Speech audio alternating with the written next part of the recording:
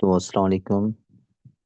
आज की जो हमारी टॉपिक है तो कॉर्टिसोल डिस्कस करेंगे। बेसिकली कॉर्टिसोल जो हमारा होता है वो हमारा एड्रिनल कॉर्टेक्स के पार्ट जो है ना एक लेयर होता है जिसका नाम होता है जोना फेसिकुलेटा।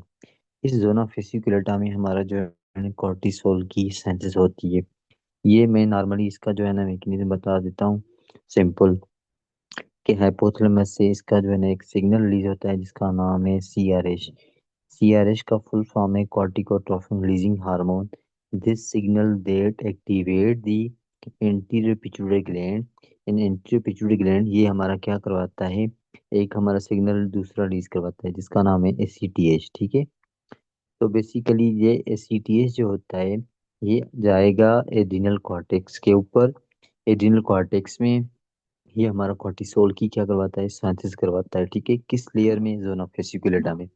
ये एक नॉर्मल जो है ना इसका सिंथेसिस होती है इस तरह। ठीक है। लेकिन इसके जो प्रोडक्ट है यानी कि सोर्स से बनती है तो ये मेनली जो है हमारा कोलेस्ट्रॉल से बनती है। ये मैंने प्रीवियस टॉपिक में कल डिस्कस किया। ये कोलेस्ट्रॉल से बनती है। ठीक है। तो बेसिकली अब इसका जो कोर्टिसोल है जब भी हमारा ब्लड में रिलीज होता है तो ये हमारे एक प्रोटीन से बाउंड होता है। वो जो उस प्रोटीन का नाम होता है वो हमारा लिवर से बनती है। ठीक है। लिवर से हमारी प्रोटीन बनती है जिसका नाम है ग्लोबुलिन।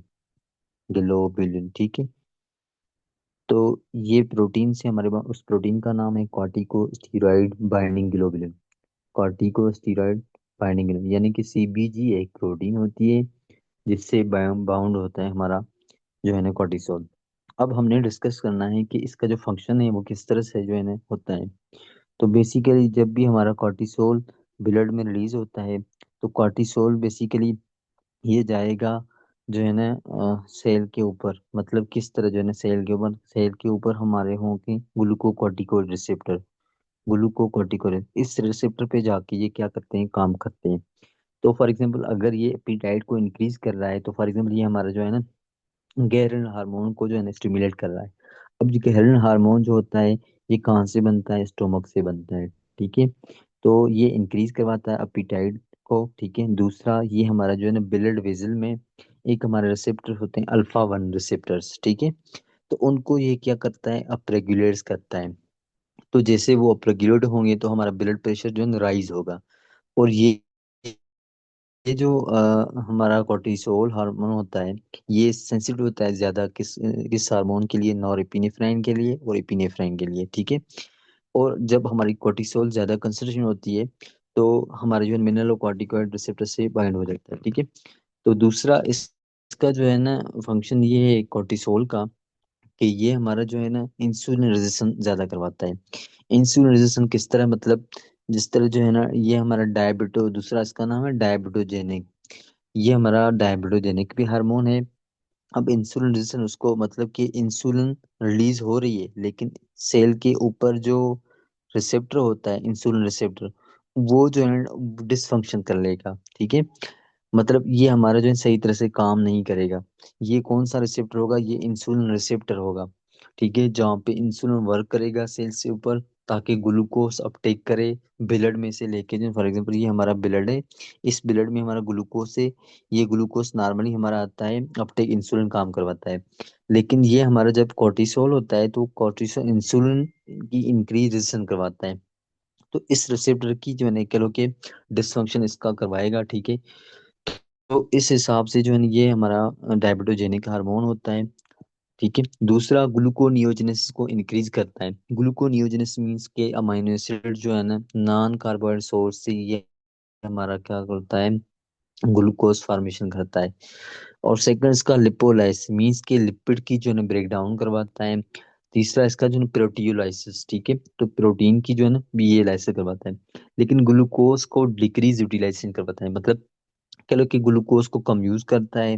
दूसरा ये जो हमारा कोर्टिसोल हार्मोन होते हैं ये सेल्स पे जहाँ पे ग्लूकोकॉर्टिकॉइड जो रिसेप्टर हैं उन पे जाके ये जो है ना एक्टिवेट करेंगे उनको। फॉर एग्जाम्पल ये हमारा फिब्रोब्लास्ट सेल्स हैं। तो फिब्रोब्लास्ट सेल्स पे ये ग्लूकोकॉर्टिकॉइड रिसेप्टर मौजूद है। ये हमारा कोर्टिसोल आके यहाँ पे बाइंड हुआ है। तो ये glucocorticoid receptor further in cells की क्या है एक्टिविटी को जो है डिक्रीज कर रहे हैं। तो ये कोई भी फॉर एग्जांपल कोई आपको जो है ना इन्फेक्शन हुआ हो या कोई जो है ना एक इंजरी हुई है, तो फिब्रोब्लास्ट की एक्टिविटी कम हो जाएगी तो पुअर वाउंड हीलिंग होगी, ठीक है। तो उसके साथ साथ फिब्रोब्लास्ट जो सेल्स होते हैं वो हमारे कोलेजन साइंसेस भी डिक्रीज करेंगे। और हमें कोर्टिसोल जब भी इंक्रीज होता है तो उनकी सिम्टम्स इस तरह होते हैं कि वो जो पेशेंट होगा या जो बंदा होगा जिसको कोर्टिसोल लेवल ज़्यादा होगा, तो उसको स्ट्राइए जो है ना बन जाती हैं। वो एब्डामन पे स्ट्राइए इस तरह बन जाती हैं, ये इस तरह जो है ना स्ट्राइए हो जाती हैं, ठीक है। रेड टाइप के ब्राउन जो है ना इस तरह एक स्ट्राई बन जाती है। तो increase the striae formation during increase the cortisol level, ठीक है। दूसरा, ये हमारा जो कोर्टिसोल हार्मोन होता है, इसका काम होता है कि इन डिक्रीज दी इन्फ्लामेटरी और इम्यून रिस्पांस। मतलब ये इम्यून जो है ना सिस्टम को सप्रेस करता है, इम्यून रिस्पांस जो होता है उसको सप्रेस करता है। इनहेरिट इनहिबिट करता है प्रोडक्शन ल्यूकोट्राइन्स की, जो हमारे इन्फ्लामेटरी मेडिएटर्स होती हैं या हमारे प्रोस्टाग्लैंड्स होते हैं, उनको प्रोडक्शन को इनहिबिट करता है। और जो है ना डब्ल्यूबीसी, यानी कि डब्ल्यूबीसी जब भी हमारा जो है ना एडिशन होती है हमारी एंडोथेलियल सेल से, तो उनकी एडिशन को भी ये क्या करता है, इनहिबिट करता है। तो हमारे ब्लड में उनकी लेवल बढ़ जाती है, तो उसको कहते हैं न्यूट्रोफिलिया, ठीक है। दूसरा, ये हमारे हिस्टामाइन को ब्लॉक करते हैं मॉस सेल्स रिलीज होने में, ठीक है। और जो है ना जब हमारा जो है ब्लॉक करेंगे तो ईओसिनोपिनिया होगा। ईओसिनोपिनिया के मतलब जो है ना ईओसिनोफिल्स जो है ना उनकी लेवल कम हो जाएगी। इम्यून सिस्टम को ये क्या कर रहे हैं, डिक्रीज कर रहे हैं हमारे। दूसरा, लिम्फोपिनिया मीन्स के लिम्फोसाइट्स को जो है ना ये हमारा डिक्रीज करता है। और ये ब्लॉक दी इंटरल्यूकिन 2 प्रोडक्शन। तो लास्ट जो इसका फंक्शन है ऑस्टियोब्लास्ट एक्टिविटी, यानी कि ये ऑस्टियोब्लास्ट सेल्स पे इनके जो है ना ऊपर for example this is the osteoblast cells. अब ऑस्टियोब्लास्ट सेल्स पे ये हमारे क्या होते हैं, ग्लूकोकॉर्टिकॉइड रिसेप्टर्स होते हैं, ठीक है। इन रिसेप्टर पे जाके ये क्या करते हैं कि बोन फॉर्मेशन जो है ना डिक्रीज करवाते हैं, ऑस्टियोब्लास्ट जो एक्टिविटी कम करते हैं, ठीक है। तो ये डिक्रीज कर ऑस्टियोपोरोसिस। तो बेसिकली अब इनका जो नमूनों के है कॉर्टिसोल की फंक्शन की, तो वो जो है ना हमारे cortisol is a big fib. Cortisol is a big fig means के ए का जो मतलब है यहाँ पे, अब बिग फिग जो है ना, ए का मतलब अपीटाइट है, ठीक है। और जो बी का जो मतलब है ब्लड प्रेशर को राइज करना, आई का मतलब जो है इंसुलिनेशन करना, जी का मतलब ग्लूकोनियोजेनेसिस, सेम इसी तरह फिफ्थ का मतलब फिब्रोब्लास्ट, ठीक है। सेमी इंफ्लामेटरी और बोन फॉर्मेशन। तो ये हमारी जो है ना एक के नमूने के, अब बिग फिग जो है ना एक कॉर्टिसोल के फंक्शन के नमूने हैं। अगर हम जो है ना कॉर्टिसोल अंदर से नहीं बन रहे हैं, पर एक पेशेंट है जिसको जो है ना कॉर्टिसोल अंदर से नहीं बन रहा है, तो हम एक्सोजीनस जो है उसको कॉर्टिकोइड्स दे रहे हैं। अब वो जो है ना क्या करता है, रिएक्टेशन वर्क करता है, मतलब जो है ट्यूबर जो है क्लोसर टीबी जो होता है कैंडिडा बिल, ये हमारे इंटरल्यूकिन 2 प्रोडक्शन भी जो है ना ब्लॉक करता है इसको, सेम इसी तरह उनकी तरह ये काम करेंगे, ठीक है। अब ये जो है ना इसकी रेगुलेशन कब किस तरह होती है, तो मैं आपको बताऊं कि रेगुलेशन की जो है ना तब होती है फॉर एग्जाम्पल जब जो है ना स्ट्रेस हो, या कि जो है ना फाइट और फ्लाइट कंडीशन, मतलब स्ट्रेस बंदा हो या एक्सरसाइज हो, इस तरह उस टाइम जो है ना ये हमारा क्या होता है, रिलीज होता है सर्केडियन रिदम। जब जो है ना इस टाइम स्ट्रेस के दौरान, सर्केडियन रिदम के दौरान, ठीक है, तो हाइपोथैलेमस को पॉजिटिव एक सिग्नल मिलता है। वो हाइपोथैलेमस क्या जो है ना सेंड करता है सीआरए सिग्नल। जिस सीआरए सिग्नल जो है ना मैंने आपको ऑलरेडी बताया कि एंटीरियर पिट्यूटरी ग्लैंड में जाएगा, वो हमारा एंटीरियर पिट्यूटरी ग्लैंड से एक प्री पीरियो मेलानोकार्टिन हार्मोन बनाएगा। This pro opio melanocortin is the precursor for all hormones, ठीक है। ऑल हार्मोन्स का मतलब ये है कि वो जो है ना एसीटीएच बनाएगा और एमएसएच बनाएगा, एंडोर्फिन बनाएगा, ठीक है। तो बेसिकली एसीटीएच जो होता है वो कॉर्टेक्स पे आके ऊपर काम करता है, और एमएसएच जो होता है वो हमारे स्किन में जो मेलानोसाइट सेल्स होते हैं उन पे काम करता है, ठीक है। तो बेसिकली ये हमारी जो है ना अगर जो है ना कॉर्टिसोल लेवल हमारी बढ़ गई है तो ब्लड में, तो ये हमारा एक नेगेटिव फीडबैक जाएगा हमारा हाइपोथैलेमस में और पिट्यूटरी ग्लैंड में, ठीक है। तो हमारे डाउन स्ट्रीम कॉर्टिसोल फंक्शन जो है ना हो जाएंगे, ठीक है। कॉर्टिसोल अपने इफेक्ट्स करवाते हैं, जिसका मैंने आपको बताया कि नमूने कॉर्टिसोल अ बिग फिब, ठीक है। अब इसकी रेगुलेशन क्या है, CRH hypothalamus stimulate the ACTH release, then pituitary cortisol production adrenal zona fascicular excess cortisol can decrease the CRH formation and ACTH also the cortisol secretion। अगर chronic stress हो, ठीक है, तो उसमें जो है कंटिन्यूअसली हमारा कोर्टिसोल जो है सिक्रेशन हो जाती है, ठीक है। तो cortisol resistance impair the immunopotency and dysregulation of the hypothalamus pituitary axis. Continuously cortisol जो रिलीज हो, ठीक है, तो कोर्टिसोल की खुद की जो रेजिस्टेंस हो जाती है, मतलब कि इम्यून सिस्टम जो है ना वो इम्पेयर हो जाता है, हमारा इम्यून सिस्टम खुद ब खुद वीक हो जाता है, ठीक है। और हमारे एचपीए की जो है रेगुलेशन जो है ना वो मतलब डिसफंक्शन हो जाती है, वो सही तरह से ना आईसीटी रिलीज हो जाएगी, ठीक है। दूसरा अब जो है ना अपीटाइट रेगुलेशन उस किसको कहते हैं, तो बेसिकली अपीटाइट जो होते हैं जिसको भूख करना, भूख की जो है ना रेगुलेशन किस तरह होती है, भूख लगना जो होता है। अब इसमें जो दो किस्म के हार्मोन्स हमने पढ़ने हैं, एक हमारा होता है गैरलिन, दूसरा होता है लेप्टिन, ठीक है। और तीसरा होता है एंडोकेनान बायोनाइड्स, ठीक है। अब हमने जो है ना सबसे पढ़ना है गैरलिन। अब ये जो गैरलिन हार्मोन होता है ये कहाँ से बनता है, तो basically ghrelin hormone is the form by the और प्रोड्यूस बाय दी स्टोमक, ठीक है। तो ये गैरलिन हार्मोन जब भी स्टोमक से जो है ना बनता है, तो फॉर एग्जांपल ये हमारा कह लो कि स्टोमक के, ये हमारा स्टोमक है, तो स्टोमक से हमारा जो है ना एक किलो के गैरलिन हार्मोन बना है। ये गैरलिन हार्मोन रिलीज जब ब्लड में होगा तो ये हाइपोथैलेमस को क्या गैरलिन हार्मोन जो रिसेप्टर होते हैं, growth hormone, sorry, growth hormone secretagogue receptor होते हैं हमारे हाइपोथैलेमस में, वो जो है ना हाइपोथैलेमस में जाके उनको एक न्यूक्लियस होता है जिसका नाम है आर्क्यूएट न्यूक्लियस। इस आर्क्यूएट न्यूक्लियस को ऊपर जो है हमारे ग्रोथ हार्मोन सेक्रेटेगल रिसेप्टर होते हैं, इनको एक्टिवेट करेगा, ठीक है। ये जो है ना गैरल हार्मोन, अच्छा ये कब जो है ना मतलब रिलीज होता है, ये तब होता है जब आप ज्यादा फास्टिंग हो, जब आपको ज्यादा भूख लगी हो, आपने रोटी नहीं खाई हो, ठीक है। और जो है ना स्लीप डिप्रेशन, ज्यादा गहरी नींद में हो, ठीक है। या आप कह लो कि पार्डर वेली सिंड्रोम, जिसको मतलब जो है ना एक ज्यादा भूखा हो, तो उस कंडीशन में जो है ना गैरल प्रोडक्शन जो है ना ज्यादा हो जाती है, इंक्रीज दी गैरल प्रोडक्शन। तो ये गैरल जब ऊपर से जो है ना हाइपोथैलेमस रिलीज आएगा, मैसेज आएगा, गैरल प्रोडक्शन जब ज्यादा होगी, तो उस हिसाब से हमने जो है ना ये एक किलो के स्टोमक से गैलन प्रोडक्शन होगी, फिर वो एक्टिवेट करेगा हमारा सेंटर को, तो फिर हम जो है ना रोटी खाएंगे, ठीक है। तो इस हिसाब से ये हमारा, अब ये हाइपोथैलेमस की कौन सी एरिया पे जाके काम करता है, तो lateral area of the hypothalamus हमारा क्या होता है, हंगर सेंटर होता है, जो कि अपीटाइट को इंक्रीज करता है, हमारी भूख को इंक्रीज करता है, ठीक है। दूसरा हमारा होता है लेप्टिन हार्मोन। लेप्टिन हार्मोन जो होता है वो अगेंस्ट ही हमारा क्या होता है, घरेलन के।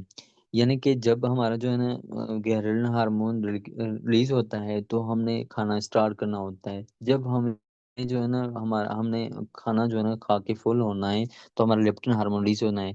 लेप्टिन हार्मोन किससे रिलीज होता है, ये बेसिकली स्टेटरी हार्मोन है। स्टेटरी हार्मोन ये हमारे एडिपोज टिश्यू से जो है ना हमारा बनते हैं। अगर हमारी जो है ना लेप्टिन हार्मोन की म्यूटेशन आ जाए, लेप्टिन जीन में म्यूटेशन आ जाए, तो वो बंदे मतलब उनको फील नहीं होता है कि हमने खाना है, कंटिन्यूस खाना है, क्योंकि उनको मैसेज ही नहीं जा रहा है लेप्टिन हार्मोन का, वो जो है सेंस ही नहीं कर रहा है कि जो है बंदा खा रहा है, खा रहा है, खा रहा है, तो उसको मैसेज ही नहीं आएगा, ठीक है। तो वो सवियर ओबेस बन जाएगा। अब सवियर ओबेस बन जाएगा ये तब हो जाएगा जब आपकी लेप्टिन हार्मोन यानी लेप्टिन जीन में म्यूटेशन आ जाएगी। तो जो ओबेस पीपल होते हैं, जो ओबेस बंदे होते हैं, उनकी लेप्टिन की प्रोडक्शन ज़्यादा होती है, क्यों, क्योंकि इनकी एडिपोज टिश्यू जो है ना ज़्यादा उनमें होते हैं।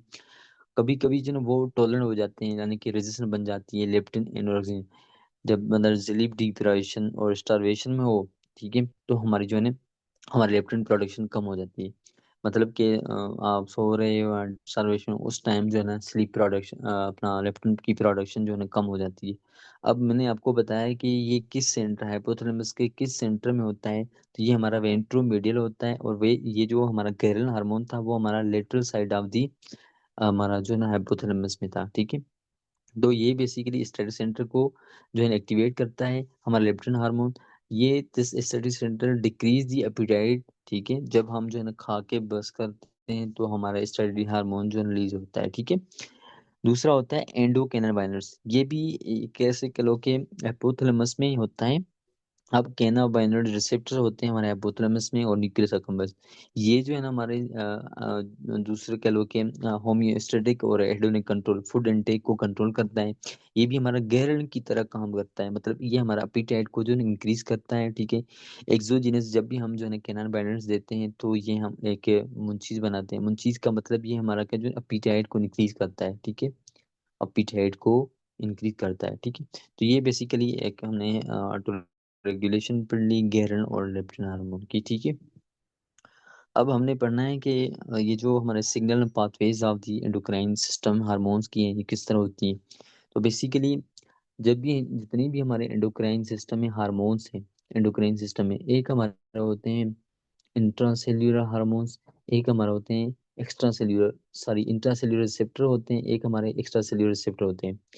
तो अब हमने यहाँ पे जो है एक्स्ट्रा सेल्यूलर रिसेप्टर्स पे जो हार्मोन्स एक्ट कर रहे हैं वो कौन से हैं, और किस पाथवे से जो है ना वो कौन से हार्मोन एक्ट कर रहे हैं। तो signal pathway of endocrine hormones, तो फॉर एग्जांपल यहाँ पे एक पाथवे है जिसका नाम है साइक्लिक एडिनोमोनोफॉस्फेट, ठीक है। तो इसमें जो है ना एक फॉलिकुलर स्टिमुलेटर हार्मोन है, दूसरा ल्यूटिनाइन हार्मोन है, एससीटीएच होगा, टीएसएच होगा, सीआरएच, एससीजी, एडीएच जो होता है, वी2 रिसेप्टर जो होते हैं हमारे कलेक्टिंग ड्रग पे। दूसरा होता है एमएसएच हो गया, पीटीएच होगा, कैल्सिटोन हो गया, हिस्टामाइन हो गया, एच टू रिसेप्टर जो होते हैं, हिस्टामाइन के एच टू रिसेप्टर, ग्लूकागोन होगा, growth hormone, hormone. These hormone basically जो है ना ये हमारा एक्टिवेट करते हैं सेल को, किस पाथवे के जरिए। ये हमारा एक पाथवे था जिसका नाम है साइक्लिक एडिनो मोनोफॉस्फेट, सीएमपी। तो फॉर एग्जाम्पल ये हमारा एफएसएच आया है, तो ये जब भी हमारा रिसेप्टर पे आएगा तो जी protein couple receptor in in pathway के जरिए जो है ना न्यूक्लियस को यहाँ क्या है जीन एक्सप्रेशन या रेगुलेट करते हैं, ठीक है। तो जितने भी हार्मोन्स हैं ये हमारे सीएमपी के जो है पाथवे के जरिए जाके सेल को एक्टिवेट करते हैं, ठीक है। दूसरा सीजीएमपी, सीजीएमपी मतलब है साइक्लिक जो है ना गोनोमोनोफॉस्फेट। तो ये बेसिकली हमारा होता है बीएनपी, जिस तरह बीएनपी का फुल फॉर्म है ये कह लो कि ब्रेन नेट्रिक जो है ना नेट्रियूरेटिक पेप्टाइड हो गया, एएनपी हो गया, बीएनपी। बेसिकली ये जो पेप्टाइड्स होते हैं ये हमारे जो है ना हार्ट से रिलीज होते हैं, हार्ट से रिलीज होते हैं। और दूसरा होता है एंडोथेलियम ड्राइव्ड रिलैक्सेशन फैक्टर, ये हमारा जो है ना नाइट्रोक ऑक्साइड जिस तरह। अब इन सारों फैक्टर का काम ये होता है कि वेजो डायलेशन मीन्स कि ब्लड प्रेशर को डिक्रीज करना, बीपी को डिक्रीज करना। अब इस पाथवे में इनके हार्मोन्स जो होते हैं, ये जो एएनपी और बीएनपी, ये कौन से जो है पाथवे को फॉलो करते हैं, ये सीजीएमपी पाथवे को जो है फॉलो करते हैं, ठीक है। तो ये इनका अल्टीमेटली काम होता है कि वेजो डायलेशन करवाना ब्लड वेजल्स की। दूसरा होता है IP3, IP3 अनएसिटिल फास्फेट जो 3 होता है, ठीक है। तो इसका जो है ना इसमें हार्मोन्स आते हैं, गोनेडोट्रोपिन रिलीजिंग हार्मोन हो गया, ऑक्सीटोसिन होगा, और एडीएच का जो V1 रिसेप्टर होता है, ठीक है। वो IP3 पाथवे के जरिए जो है ना सेल को एक्टिवेट करता है। दूसरा TRH जो हमारा हाइपोथैलेमस से निकलता है, थायरोट्रोपिन रिलीजिंग हार्मोन। और हिस्टामाइन का मैंने आपको ऊपर बढ़ाया कि CAMP वो H2 रिसेप्टर पे था, अब ये जो हमारा H1 रिसेप्टर है वो IP3 पाथवे इस्तेमाल कर रहा है। और एंजियोटेंसिन 2 जो होता है ये भी हमारा कह लो कि एक हार्मोन है, ठीक है। एक्टिव हार्मोन, ये हमारा स्टिमुलेट करता है एल्डोस्टेरोन को ताकि ब्लड ब्लड प्रेशर राइज हो। दूसरा हमारा गेस्ट्रन हार्मोन जो हमारे जी सेल से प्रोड्यूस होता है हमारे स्टोमक से।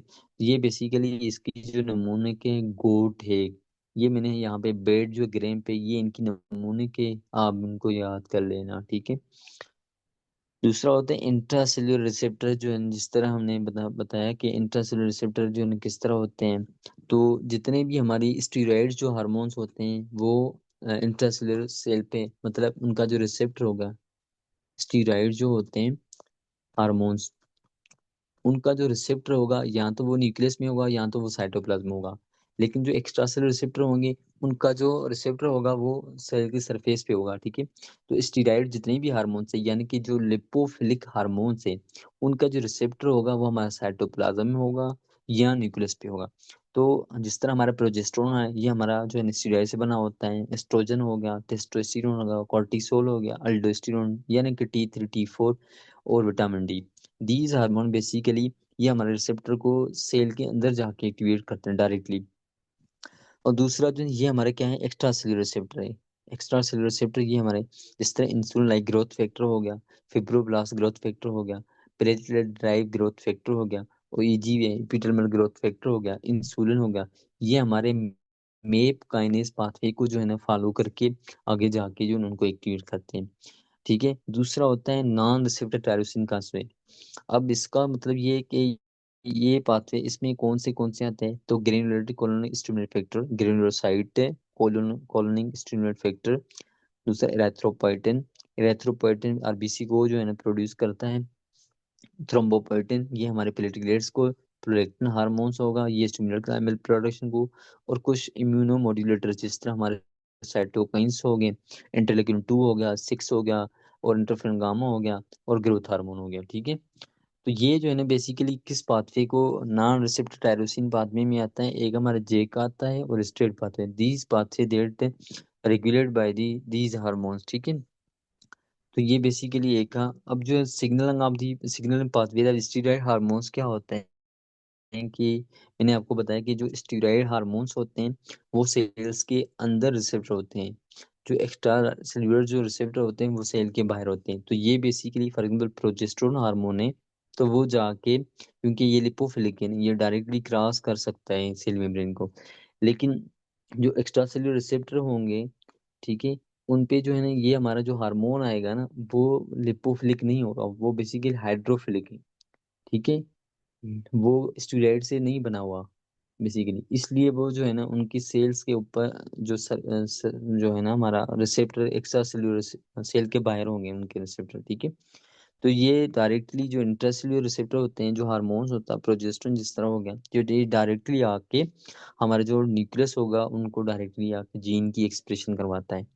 तो अब यहाँ पे जो है ना लिखा हुआ है कि steroid hormones basically are the lipophilic, therefore they must circular bound specific binding globulin which increase their solubility. जब भी ब्लड में हमारा प्रोजेस्टेरोन या कोई भी हमारा जो है ना रिलीज होता है हार्मोन एस्ट्रोजन, तो वो सबसे पहले वो प्रोटीन से बाउंड होता है। प्रोटीन उसकी क्या होती है, ग्लोबुलिन हो गया। तो ये लिपोफिलिक होते हैं, उनकी सॉल्युबिलिटी इंक्रीज हो जाती है। मेल में देखा जाए तो एक हमारी प्रोटीन बनती है जिसका नाम है सेक्स हार्मोन बाइंडिंग ग्लोबुलिन, मतलब कि SHBG। तो जब भी मेल में सेक्स हार्मोन बाइंडिंग ग्लोबुलिन जब ज्यादा हो जाती है, तो हमारे उतना भी फर्क नहीं कि हमारा टेस्टोस्टेरोन हार्मोन है बन रहा है, तो हमारे एक जो है ना ये हम फ्री हार्मोन टेस्टोस्टेरोन रिलीज हो रहा है किसमें, ब्लड में। तो एक लिवर से हमारी प्रोटीन बन रही है जिसका नाम है सेक्स हार्मोन बाइंडिंग ग्लोबुलिन। अगर ये प्रोटीन ज्यादा बन रही है तो ये टेस्टोस्टेरोन उतना इसके साथ जो है बाइंड होगा, तो लोअर टी जो फ्री टेस्टोस्टेरोन होगा वो हमारा कम हो जाएगा। जब वो कम हो जाएगा तो एक कंडीशन डेवलप होती है, इसका नाम है गायनोकोमेस्टिया। गायनोकोमेस्टिया उसको कहते हैं, ये हमारे मेल्स में होती है, जिसका ब्रेस्ट जो है ना डेवलपमेंट, ब्रेस्ट जो है ना साइज ज्यादा हो जाती है। ठीक है, फीमेल्स में क्या होता है कि सेक्स हार्मोन बाइंडिंग ग्लोबुलिन जो है ना डिक्रीज हो जाती है, वो जो है ना टेस्टोस्टेरोन को ज्यादा कर देती हैं, और हिर्सुटिज्म जो है ना डेवलप करते हैं। हिर्सुटिज्म मीन्स के फेशियल जो हेयर होते हैं वो डेवलप करते हैं, फेशियल हेयर डेवलप। ठीक है, तो ये हमारी जो है ना इसमें होती है, तो वो एस्ट्रोजन ज्यादा यूज करती हैं, OCP यूज करती हैं प्रेग्नेंट, ताकि सेक्स हार्मोन बाइंडिंग ग्लोबुलिन ज्यादा हो और हमारा जो है ना फ्री टेस्टोस्टेरोन कम हो, इसलिए वो एस्ट्रोजन वो ज्यादा यूज करते हैं। तो आज की जो हमारी टॉपिक थी, तो आज हमने ये पढ़ा। ठीक है।